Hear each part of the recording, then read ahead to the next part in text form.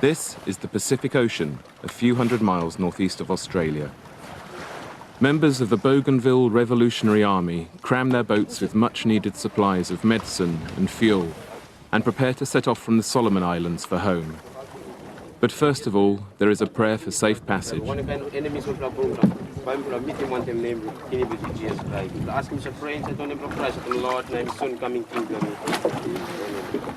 Their prayers, I know, will be needed, because home for these BRA guerrillas is the little-known island of Bougainville, where they're fighting an even lesser-known war of independence with Papua New Guinea. For 7 years, Papua New Guinea has blockaded the island. Its gunboats and helicopters patrol these waters with shoot-to-kill orders, which means we have a 3-hour gauntlet to run. I'm here because this is a war for which Britain is also responsible.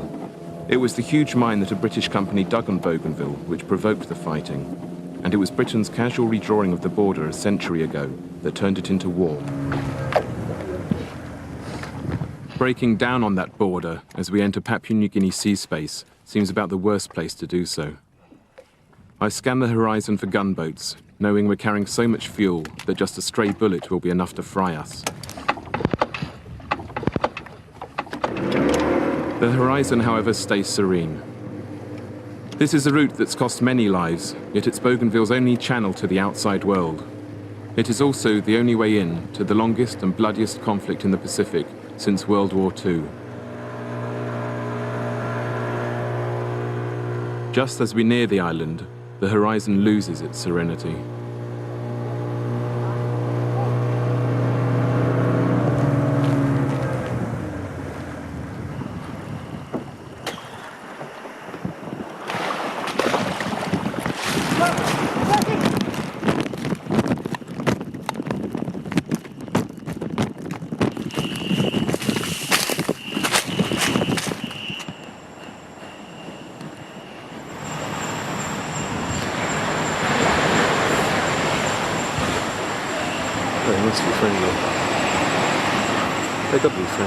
We breathe with relief when it turns out to be another BRA boat.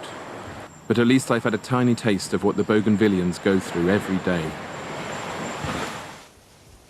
This is the story of an unsung people who took on Papua New Guinea, Australia, and the biggest mining company in the world, who started by fighting helicopter gunships with bows and arrows, and have lost 1/10 of their population, and yet who managed to create what may be the world's first true eco-revolution.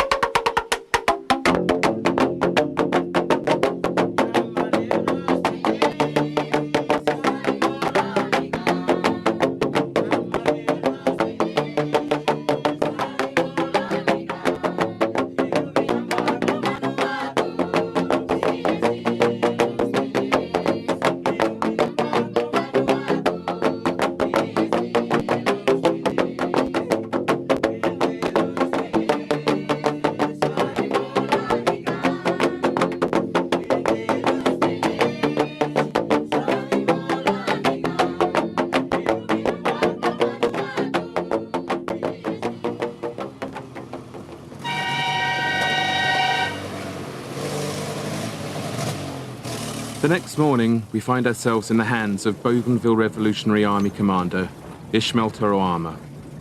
Our main goal is to get to President Francis Ona, the elusive man who started the revolution. But for the moment, Ishmael's capable hands will certainly do. I'm amazed to find him driving everywhere, as the fuel the BRA get into their boats can't go far. But that's a trick I won't find out till later. Ishmael was a mechanic before the war. Now people call him the Bougainville Ninja.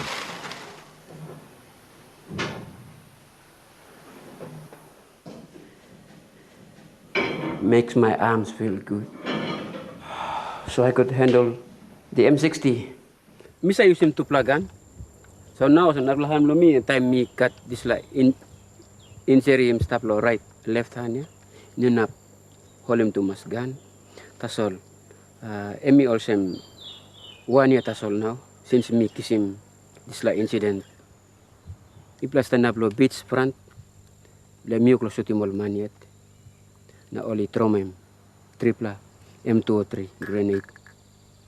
Oli launch mi ka, one plane missing me, number 2 missing me, number 3 missing me, number 4 one come pas lo handlo mi. Hanya oli nak chop him, emi know what use, emi been useless. That's all. Just because if I believe lo one something, if lo fight long him, emi help him if la. I don't want to go. We're the first people ever to film Ishmael and his men, yet I don't get the feeling he really trusts us. His way of getting closer is a kind of baptism of fire, if gentler than those he gives both Papua New Guinea's soldiers and the men he's training on this patrol.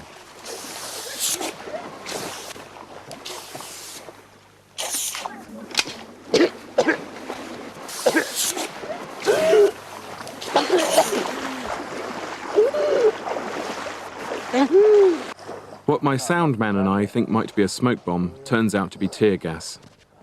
It's Ishmael's way of saying welcome, a short, sharp dose of Bougainvillian reality.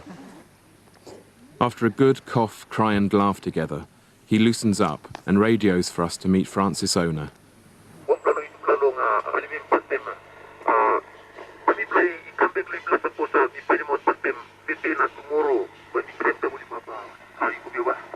Yeah, Roger, make him good work. So, Francis initiative in starting the war, and I just got up behind it. Every part of the island has got minerals in it, and Francis saw that these things would bring change, and change about to spoil the environment and the future generation.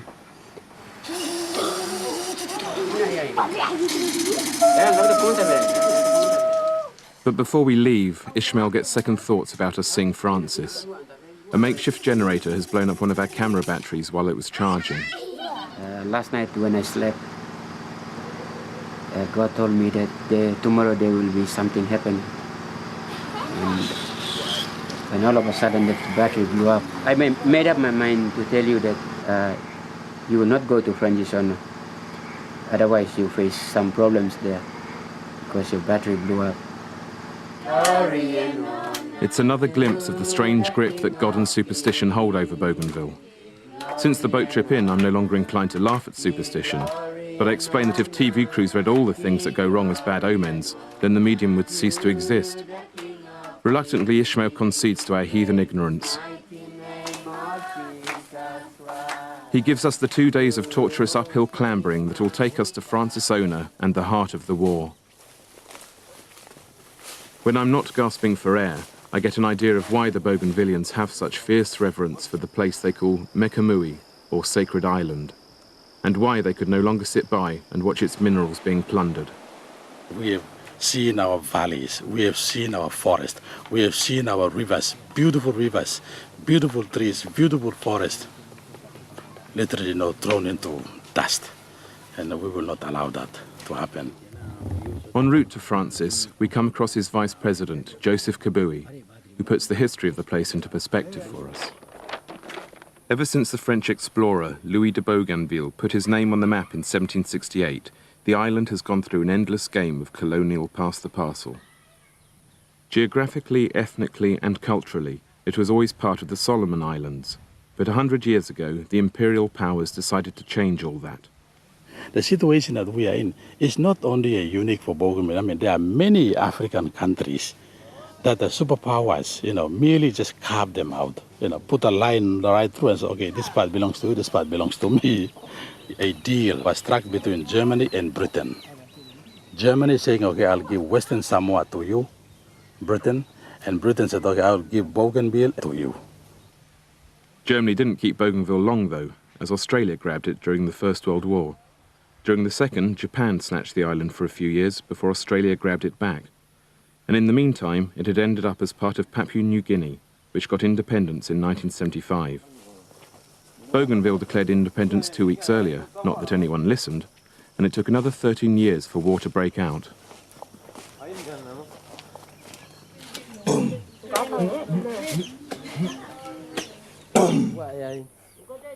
At last we find the man who can really explain why things suddenly changed. Francis Ona is portrayed by many as a humorless, hardline revolutionary. I suspect they never really met him, because it certainly isn't the impression I get.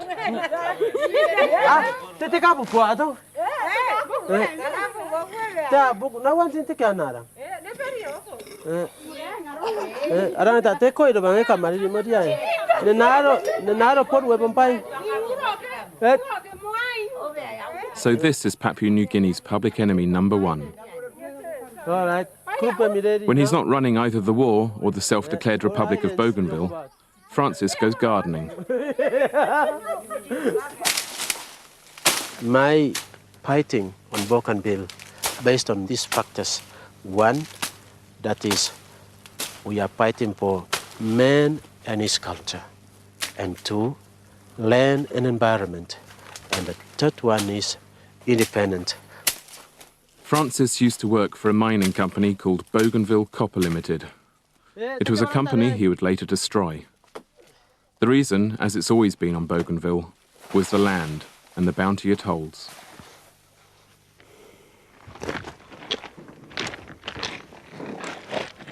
This is a Panguna mine. It's development that has been taken, place starting back in 1960s.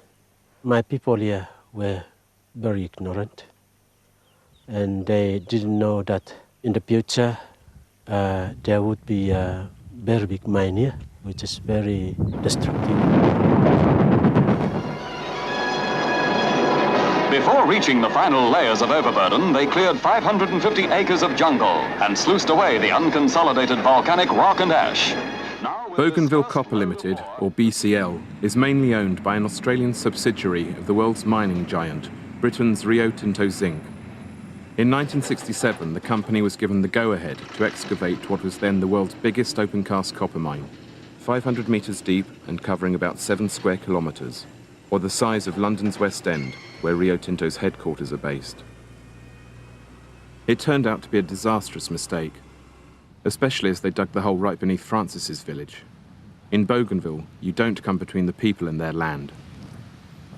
We Bougainvillians, we rely on our land. Land is our lifeline, land is our mother, and it's our protection. This place was a very big jungle, with, which is a hunting ground for the people of this area. We had big trees, Also, there was a very big hill here. Right in the middle here, there was a very big hill, much higher than the top of those mountains up there.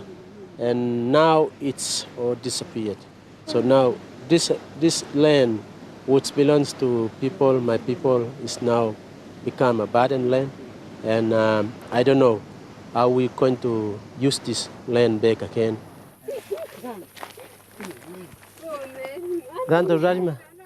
When the locals protested about the huge hole the multinational wanted to dig at the fertile heart of their island, their land was taken by force.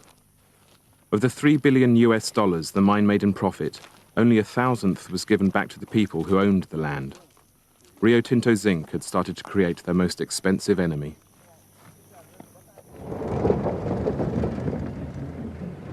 In the meantime, the inhabitants were shunted off into makeshift resettlements on desolate ground.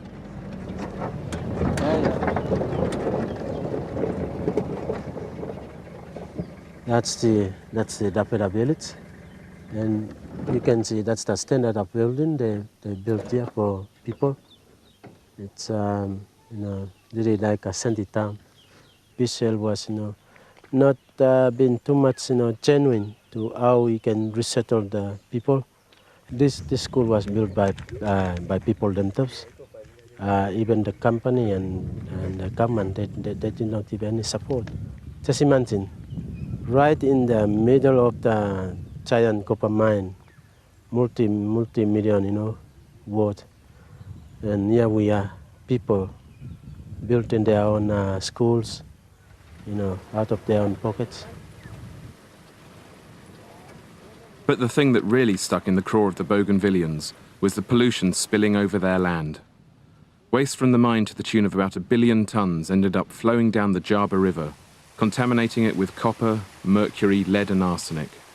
It killed off the wildlife and turned whole forests into moonscape. The land still bears the garish scars. This is where all the pollution have been drained from the Panguna mine. You cannot drink water now down there. There are no fish, virtually nothing. And this will be maybe for next 200 years. This whole river system has been destroyed, and even you can't swim into this river. Things hit boiling point in late 1988 when the Young Landowners Association, led by Francis, demanded both the closure of the mine and $10 billion in damages. The story goes that the BCL management laughed at them, $10 billion being far more than the mine was worth. Francis did not like being laughed at. He left the meeting in a hurry, broke into the local mining depot, and stole 50 kilos of high explosives. He and his friends had decided to close down the mine themselves, with some well-targeted sabotage. Panicked about losing what was nearly half of its export earnings, Papua New Guinea sent in the riot police. They burnt down homes, beat people up, killed a few, and generally created enough backlash to provide Francis's fledgling guerrilla force with all the recruits it needed. Ragtag bunch though the Bougainville Revolutionary Army were, their very name showed they were now raising the stakes. They didn't just want the mine closed down, they wanted independence too. It was all getting a bit much for the riot squad, so in came the army, the Papua New Guinea Defence Force. Rio Tinto Zinc abandoned the mine, and a David and Goliath war was on, with BRA stones and slings versus PNG helicopters. It was then that Francis realised they weren't fighting just Papua New Guinea, but Australia as well. Australia's ex-colonial interests meant it was already training and arming the PNGDF. Now it also suspended a Foreign Crimes Act, allowing its pilots to fly the helicopters it suddenly supplied. Helicopters that were quickly turned into gunchips and trained mainly on an unarmed population. Faced with such brutal and powerful weaponry, the Bougainvillians are forced into the first of a long list of innovations. This is the first homemade equipment that we made to start a fight, start a war. We got a sling here, and you get this sling hooked on here, put a arrow in there that goes in through that pipe, you know, and when you prick at this up, it goes up and arrow applies. We make our own guns using all the material all around the place, been left by also in the Panguna. Pick them up and then used to build, cut down all the machines, cut down all the pieces and join them together. Like this one, all this has been made here, and we double them, made in Mekamui, and it's got a serial number.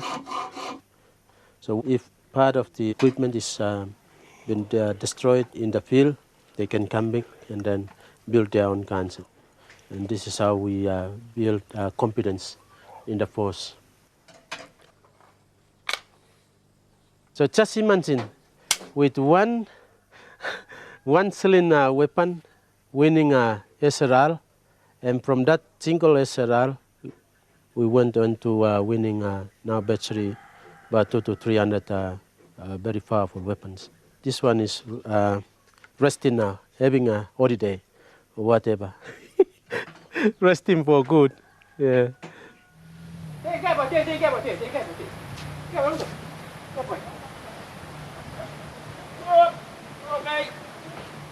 I saw that PNGDF, they came just to kill the villages and the civilians.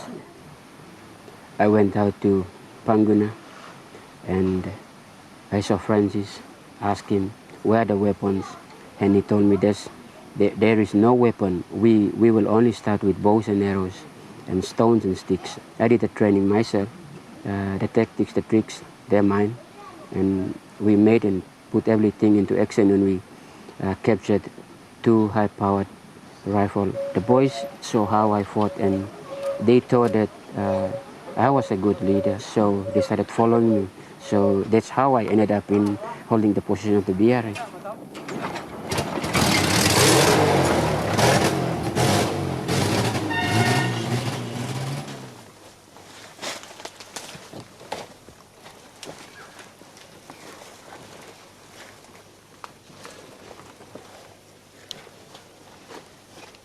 There are no clear front lines in the jungle. Even though they've made it their own, Ishmael and his boys know the PNGDF may never be far away.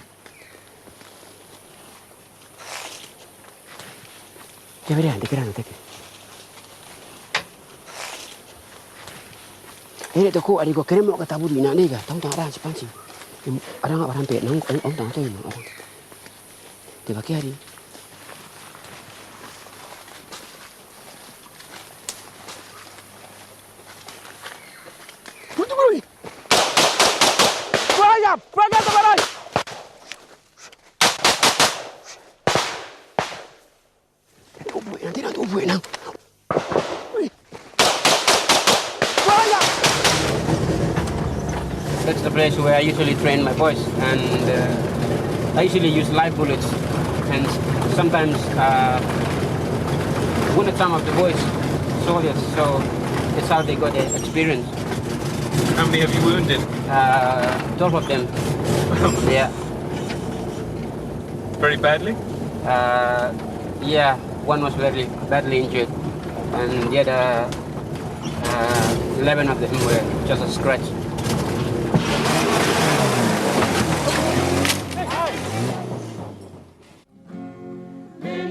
Around 15,000 Bougainvillians have been killed during the war, out of a population only 10 times that. Yet most haven't been slaughtered by Papua New Guinea Defence Force munitions, like these ones mortared during a church service. The majority have died from the lack of essential supplies created by Papua New Guinea and Australia's most insidious weapon, the 7-year siege of the island. By early 1990, the PNGDF was losing control of most of Bougainville, so it decided to establish a sea blockade around the island, which it hoped would turn the population against the Bougainville Revolutionary Army. As a quick glance at history could have predicted, quite the opposite happened. With bodies piling up from the lack of food, shelter and medicine, the BRA and the people rose against the challenge of the blockade together. Forced to learn the hard way that necessity is the mother of invention, their solutions came from the land. With the blockade being imposed by Papua New Guinea government, we found that every family must be self-sufficient for the foodstuff. That's why we have to make our own gardens. We got shifting cultivation type of gardening here, and we have integrated mainly every crop, every food crop that we can find. William was a businessman, now a refugee from PNG-held territory. He shows us the green fingers he's had to develop. This whole area is full of gardens. How the people here survive, because the soil is so rich. It doesn't matter if you're gonna do the garden farming on one area, single area, we're still gonna get fruit. Fruit is still gonna go on garden. What garden we got? We got sweet potato, we got bananas, we got cassava, and we got a lot of taros. We planted sugar cane, and then we got pawpaws. We got a lot of yams around here. Onion, corns and tomatoes, peanut, potatoes. People, it's very hard for them to hungry. People in Bougainville alone, they survive. That's why we say we can't depend on other people. We got a blessing. Gardens from here is no end. And you got bush from the river up to another mountain. As you see, the whole green is all over. That's Bougainville.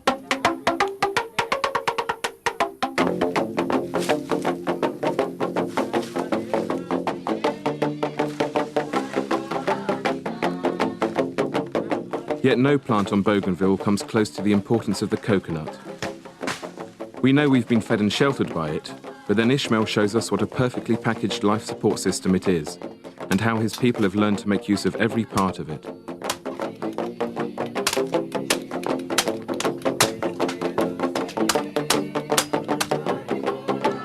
What up, local coconut? Now we got a lot of iron, but strong now about. Skim longan, squeeze him, put him low fire. The time you hot, you best squeeze him. Na suppose you got soa, you na put him low soa. Tap longan, skim longan, dry skim longan. tap to the fire, lo cook, and then sell blongan. Isla. Suppose you got plenty mosquito because in the island no got mosquito. Because I use in Isla lo rousing mosquito. Milk blongan lo hap. Cook yo lo milk him. Coconut milk by like cook him kumu. Coconut oil lo lamb. Now this like me new plug in something where me play in line inside the crisis. Then plus I use him coconut leaf lo basket. Me plus I use him lo basket. Me play got soap made of coconut oil and first grade oil. He got triple grade A, B, na C. Na low grade me plus I walk him na plus I clean him all gun.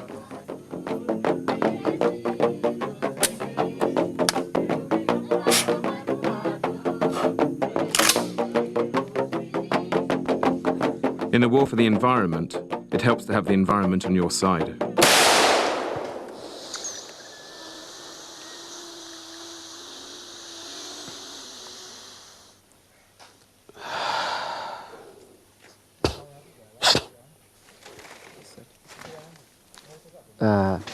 That's for if you had a nose block, then we usually use it for clearing the nose so that you can smell anything on the road. Just like enemies come, you can just smell them.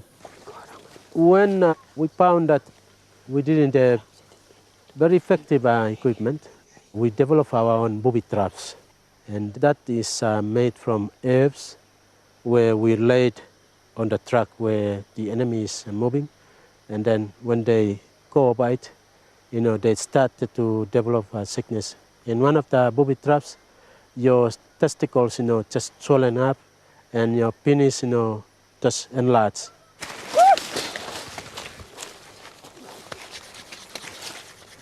But it's for healing rather than hurting that the Bougainvillians have developed the bush medicine of their ancestors.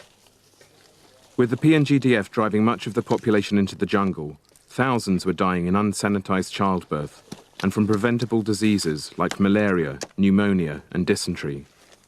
Tetanus from a badly handled machete, for instance, could prove lethal before the islanders once again made the land their ally.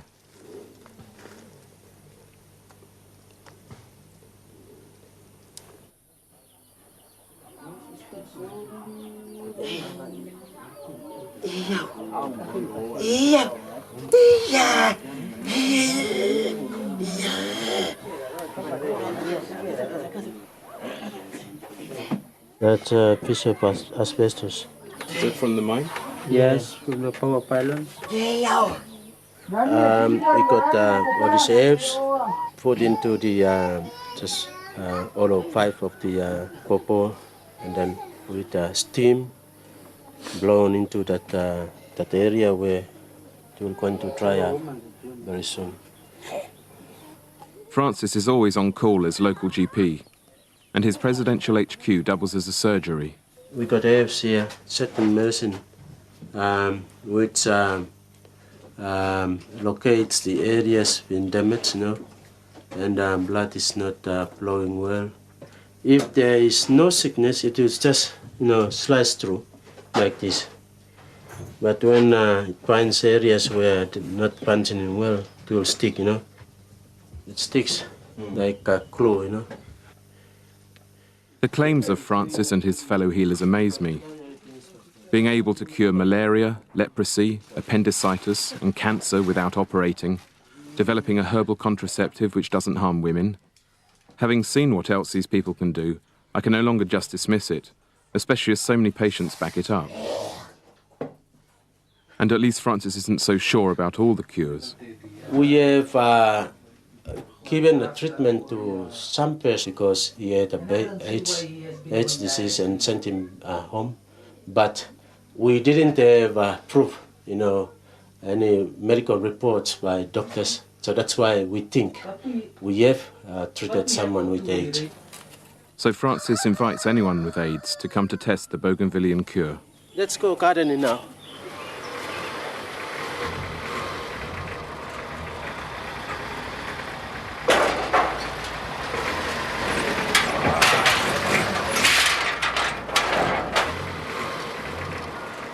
Besides what they get from the land, the islanders have found uses for absolutely anything that Bougainville Copper Limited and its employees left behind.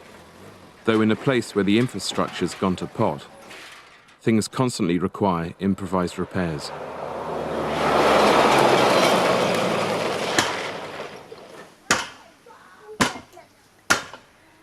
It's my car over there. It's not actually mine, but when I fought, everything just got into hands.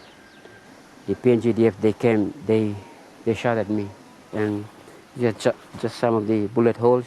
I don't know how it happened, but I was in the hands of the Lord, so I was saved. Along with his truck, his generator, his exercise gym, Ishmael brings anything else he can carry back from successful operations. On a blockaded island, it's the only way to go shopping. Well, that's how. He likes playing with the ball. I took the ball from one operations in Buka. That's part of the victory. I had to go and give it to my kids. Well, that's where we play. That's the music shop, the music station. We teach ourselves how to play. Oh, this is the place. It's really not good, but we like it being here. I like being here. It just reminds me of the simple life. My hand is not really good, but this is the rhythm, and the lead is over there, and that's the keyboards over there. Jesus, we praise your name, 'cause you are the soon coming King.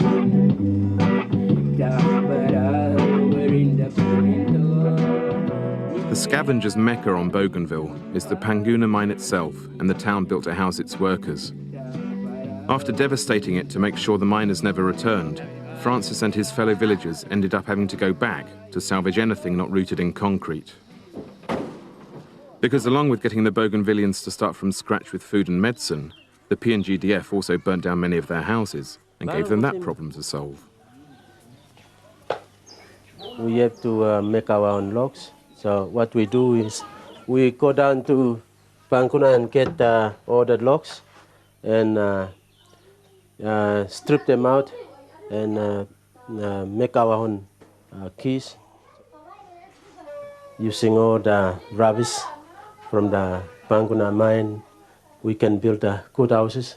As you can see, bits and pieces of lighting up houses.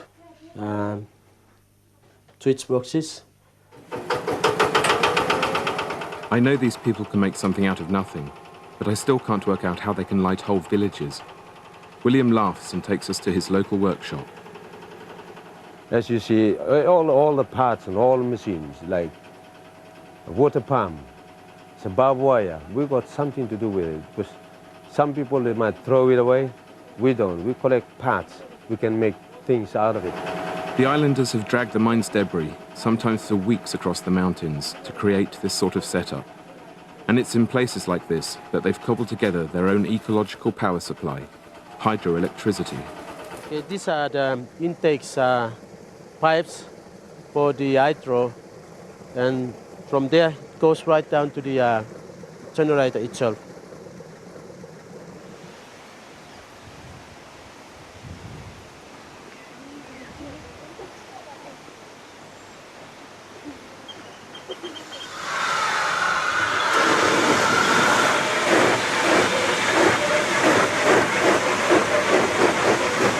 After Papouasie-Nouvelle-Guinée came and has blockaded us, and then we couldn't have any petrol or diesel.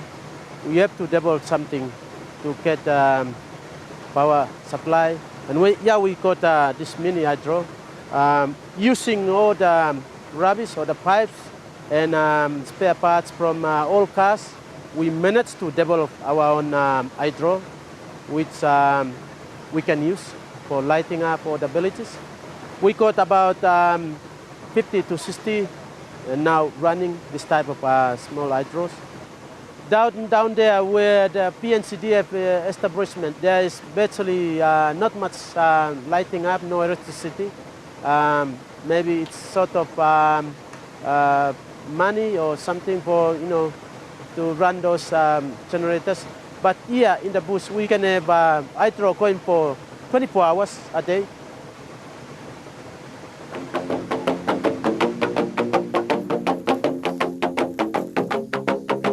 I think with the blockade still on, that would be very nice. Because then we'll be learning more and more and advance into near future so that new things will come, new ideas grow.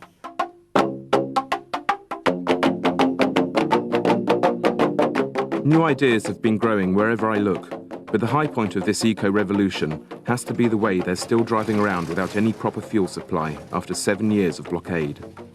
The secret, as I should have guessed, is growing all around me.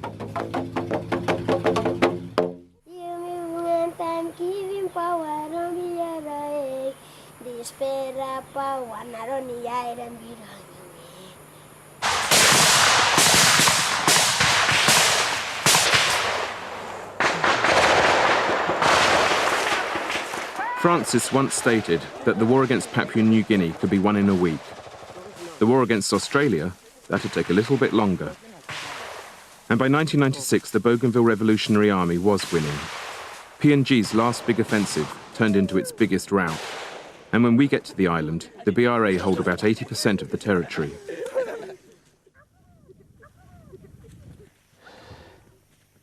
You can see that that's the Toyo Valley. Further down where you can see the last mountain, that's where last the PNCDF camp is. That's Bolabe. And that's where they end. They don't come any further. The PNGDF don't come any further, not just because they're beaten, but also because they hardly care anymore. In the war for hearts and minds, the BRA were always winning. And when no other country came to Bougainville's aid, the people found support in a different realm. Because the colonial legacy they most embraced was that of the missionaries. I think without Jesus, I wouldn't have come this far. Just because without that superpowers, the Australian government or whoever who has been helping the Papua New Guinea government might have beaten me a long time ago. What for true? O kan maybe you can put down on some place. What for true? You play on crossfire and can get out or something.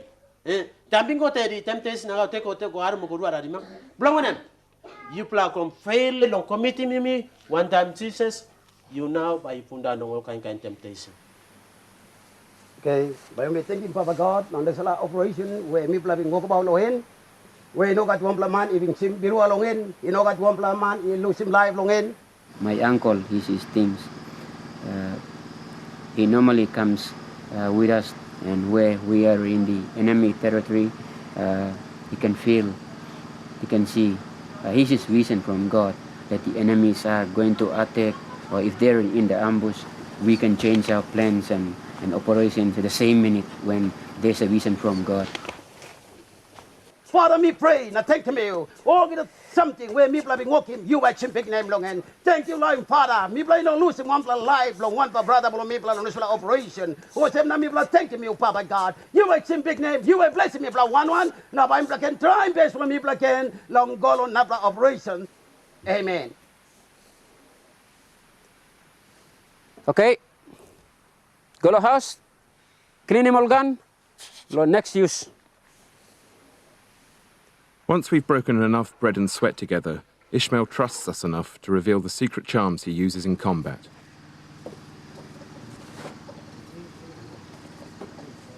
We use it for poisoning the gun. And we usually put it on the tip of the gun so that when you shoot an enemy, automatically when the bullet goes inside, there are snakes, small snakes that usually come out of a man's body. So it's just like we are poisoning them. But God's power is unlimited. It's just like when you charge a battery into you put into a charging device, then it charges more power. Then that is what I've learned, and I give up hope in using this. Now that Ishmael sees our camera batteries in a more positive way, he lets us in further. I'm not proud to be a fighter. I'm proud because my name's written in the book of life. Yeah, and I'm saved, and that is what I'm proud of. It's just like a miracle that God helped me while I was injured here. When I laid down, the Lord spoke to me and said, "You only half an inch away from death." So I said, "Yes, I'll choose you, and I'm going to follow you." That's why I really want to be some kind of a man who's preaching the gospel. It's just a miracle that God has saved Bougainville.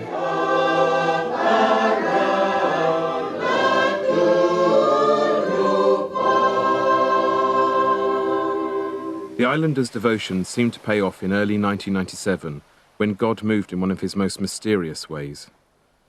Papua New Guinea basically admitted defeat by hiring mercenaries to do what the PNGDF couldn't. It forked out $36 million to the London-based company Sandline International and presented the BRA with the biggest armed threat it had ever faced. And then, lo and behold, the PNGDF itself came to Bougainville's aid. Humiliated by the very idea of needing foreign troops, and even more angry at the price, the underfunded PNG soldiers rallied huge popular support, arrested the mercenaries, and threw them out. Suppose only when come na only use him all rocket number, atin ba only nap win. That's all. This la equipment only got. A man and me walk him. This la God lo Bougainville em sa toki mi pla also. So mi pla even believe by mi pla win him all modern weapons long all. Because all the time, by no got way or some. Suppose you go, you pass the brick wall by stop, and me must cut way out. Finding a way out is something the Bougainvillians tend to do with startling regularity. And none amazes me more than the way they fuel the transport so crucial to fighting a war. With hundreds of abandoned mine vehicles littering the island, how were the BRA going to run them without diesel? Finally, William shows us.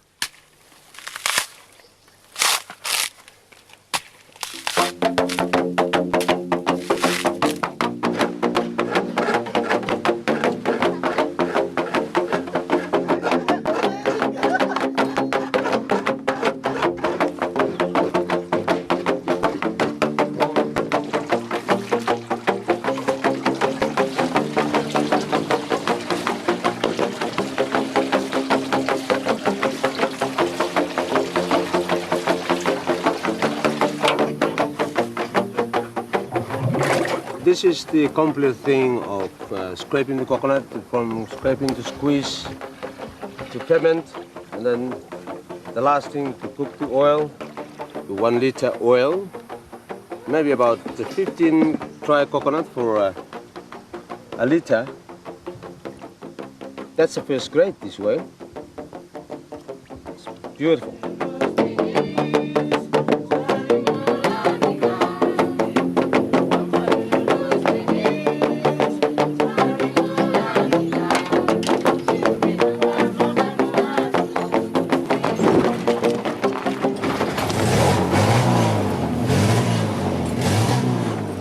Not only is coconut oil far less polluting than diesel, you also get double the mileage.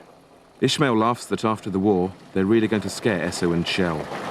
Coconut mi play, kamap lo nervous states, lo island lo mi pla.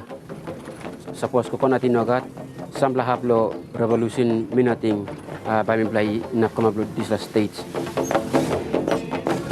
And everyone here is convinced that what they've achieved despite having everything against them proves beyond doubt that they can run their own state, especially with all the ecological innovations they're sworn to developing further when they become independent. With the closure of the mine, we have been blessed. We have been blessed. We've been blessed to see, abundance of food. We've been blessed with, breathing fresh air. If we win this, certainly it's going to become quite an important precedent. In fact, Bougainville has already become a precedent, inspiring many other Pacific communities having holes dug in their backyards. Across the region, resistance to and compensation from ecological devastation has upped considerably. And when, thanks to the mercenary debacle, the news broke of this obscure bunch of islanders beating Papua New Guinea and Australia and Rio Tinto zinc, suddenly the international community got interested in beginning peace talks in mid-1997.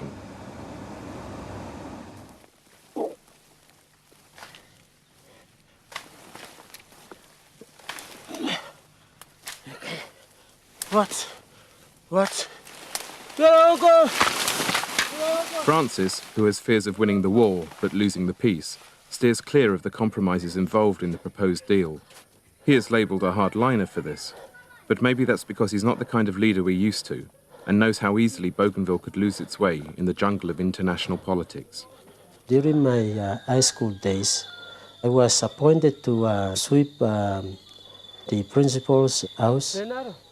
But on one occasion, I found him, was doing my job, was cleaning up the toilet. And I asked him, why could you, the principal, could do such a thing? And what he told me was that the leaders must come down and clean the dirt for his people. And that taught me a very, very big lesson, which I'm looking forward to teach other leaders in all parts of the world, that the leader must clean the boots for his people. The peace process, though, is creating a rift between Francis and one of the prime movers behind it, his Vice President Joseph Kabui. This is it. We will either make it or break it. And because it is now, as I see it, is now a game of survival, a political survival. And there is a clear-cut political tension right now. Change is imminent from the way things are now looking. What do you mean by change, then? Change of political leadership, that is. Our president will be changed. Could be changed sometime soon. And who would be the new president? Well, it's up to people to decide, and up to BRA to decide. So we will wait and see how things will go about. But it will probably be you, will it? Well, if it comes to me, I'm ready and willing. Joseph also has Ishmael's support. But despite their different methods, they and Francis definitely have the same end in mind: independence with a capital I. Without independence, we are looking at more bloodshed. We are looking at more destruction of Bougainville through the means of, the Papouasie-Nouvelle-Guinea government and Australian government, because they got a mining interest. They'll bring back all the multinational companies that destruct all the land. And is that freedom? Is that peace? Islam mine am not up because am by giving problem lo all future generation lo mipla lo Bougainville. Na mipla like this la by come up. No go to lime lo mipla lo behind time all by looking na all by talk also. All forefathers lo mipla all inobin. Making mipla by mipla sin down also. All in bagarapi mipla trauma mipla. That's why mipla end up also. Men on this earth, on planet Earth, depend on land, depend on environment. And I wish to ask everyone, every leader of any nation, to take care and take care of the land so that people on this planet Earth can be saved. The future, rather than tales of past woes, is what all the Bougainvillians I've met focus upon. Despite the destruction of their land, 8 years of isolation, untold atrocities, and up to 15,000 deaths, the impression I take home is of a people who don't seem to know the meaning of self-pity, let alone pessimism. Before we leave to run the blockade on our way out, Francis sends us off with one of the songs he writes for his regular communal sing-sings.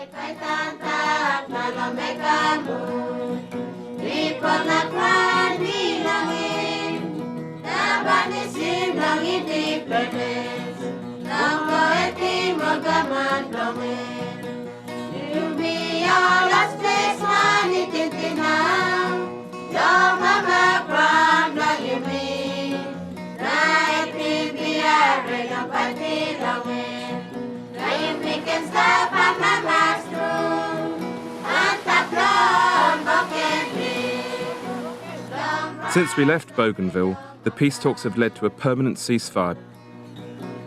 The blockade has been lifted and reconciliation and restoration are taking place. Yet Papua New Guinea is still dodging the central demand of the BRA, a referendum on independence. Things aren't over yet.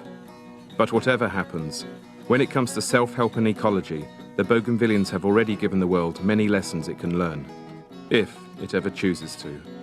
So I used to thank Papua New Guinea government for imposing a blockade, because if blockade wasn't imposed on Bougainville, we wouldn't develop this part. Nobody has been trained, but so natural talent that we are developing.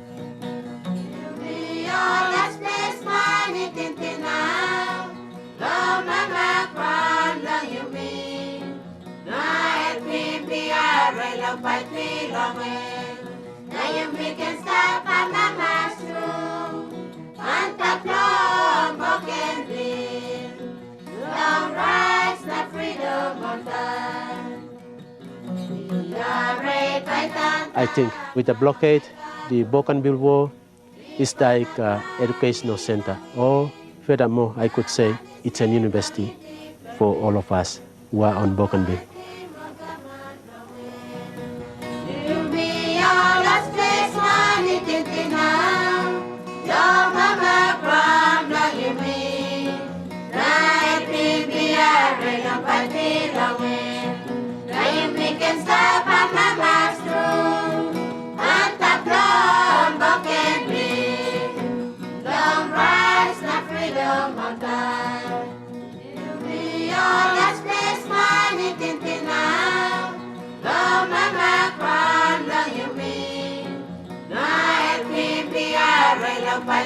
Long way.